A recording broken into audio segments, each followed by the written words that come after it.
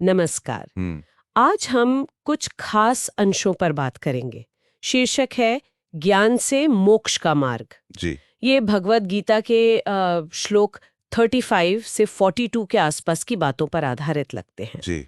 तो आज हम इन्हें जरा गहराई से समझेंगे, देखेंगे कि ज्ञान को सांसारिक मोह से मुक्ति और ये जो जन्म मरण का चक्र है उससे बाहर निकलने का रास्ता क्यों कहा गया है। इसमें जो पहली बात मुझे बहुत दिलचस्प लगी वो ये कि सच्चा ज्ञान वो मोह को, भ्रम को पूरी तरह मिटा सकता है। हाँ, ये केंद्रीय विचार है। तो चलिए इसी को पकड़ते हैं।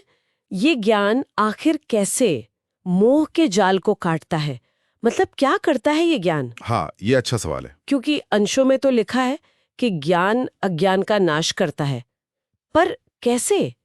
क्या कोई मैजिक है? मैजिक तो नहीं। देखिए, यहाँ ना ज्ञान को सिर्फ इंफॉर्मेशन या जानकारी का ढेर नहीं माना गया है। अच्छा। हाँ, इसे एक औजार की तरह देखा गया है, एक सक्रिय शक्ति जो मोह यानी वो जो गहरी अटैचमेंट होती है, जो भ्रम होता है, उसे काटती है, फिर बंधन बन जाता है।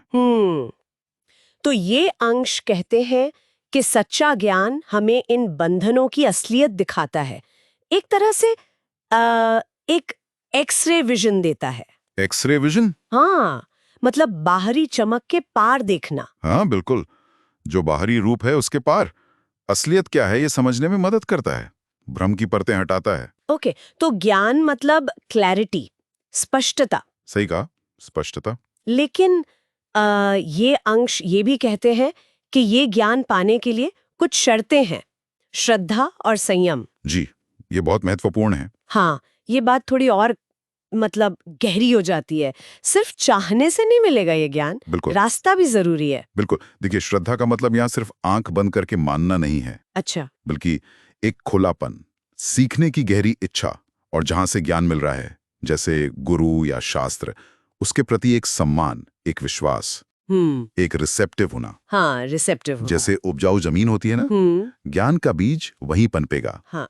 और संयम? संयम मतलब कंट्रोल। हाँ, अपनी इंद्रियों पर, अपने मन पर काबू। मन तो भागता रहता है हजारों तरफ। हाँ, वो तो है। संयम उसे एकाग्र करता है, फोकस लाता है, ताकि हम बाहरी भटकाओं से बचकर वो जो गहरा सत्य है उस पर ध्यान लगा सकें। ठीक है। तो जोर इस बात पर है कि जब श्रद्धा और संयम इन दोनों के साथ ज्ञान मिलता है ना, तभी उसका असली फल मिलता है। और वो फल क्या है?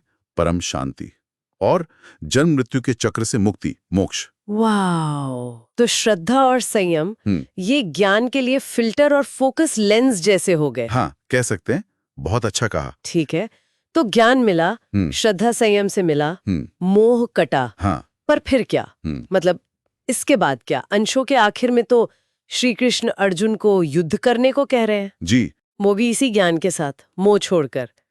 तो इसका मतलब ये हुआ कि ज्ञान हमें दुनिया से भागना नहीं सिखाता, बल्कि सही ढंग से जीना। हाँ, ये बहुत बहुत ही महत्वपूर्ण बात है। देखिए, ज्ञान मिलने के बाद अर्जुन को कर्म करने के लिए कहा जा रहा है, युद्ध करने के लिए। सही। ये दिखाता है कि ज्ञान कोई पैसिव स्टेट नहीं है कि बस समझ लिया और बैठ गए। नहीं, बल्कि ये ज्ञान कर्म करने की सही वजह और सही तरीका दिखाता है। अच्छा। अर्जुन का मोह क्या था?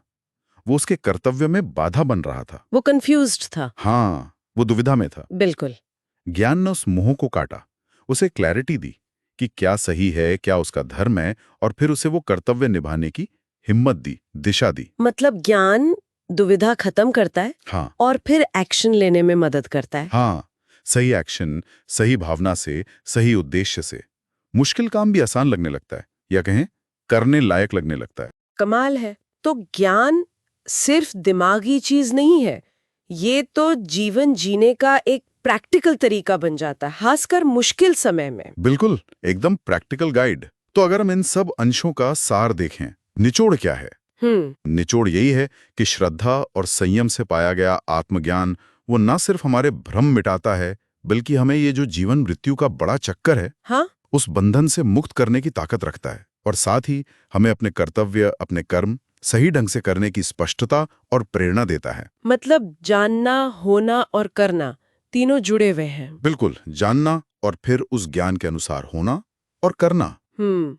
इस पूरी चर्चा से एक सवाल सा मन में उठता है। जी।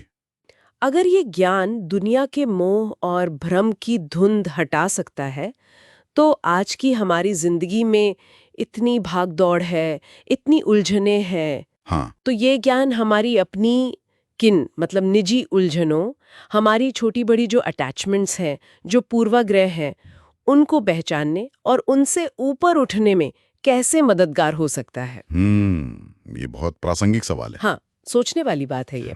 खैर, इसी विचार के साथ आज की चर्चा यहीं समाप्त करते हैं।